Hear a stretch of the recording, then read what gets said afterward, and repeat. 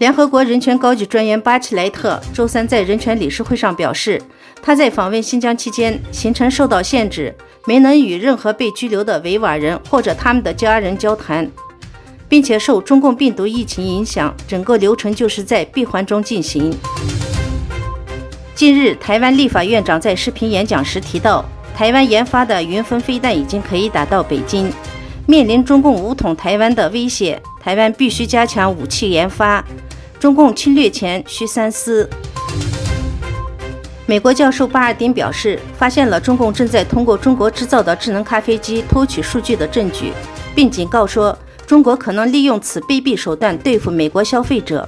报告指出，一些不安全的咖啡机是由中国江苏卡美乐公司制造，这些咖啡机可以收集产品信息、支付数据以及设计位置和时间的客户信息，在酒店等商业环境中可以收集付款类型和路由信息。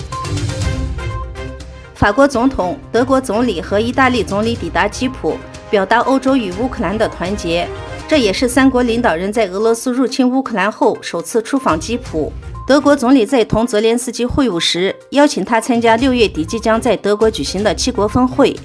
到访的各国领导人均表示支持乌克兰立刻获得欧盟正式候选申请国的地位，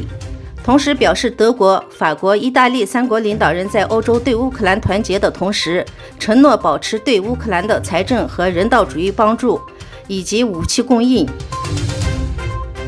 美国政府宣布制裁支持伊朗石化产品销售的中国、阿联酋和伊朗公司，因为这些公司与伊朗石化制造商组成网络，帮助伊朗躲避制裁，协助伊朗石化产品的海外销售。北京师范大学天文系宇宙学科学家透露，其团队使用中国天眼发现了几例来自地球之外可能的技术痕迹和地外文明候选信号。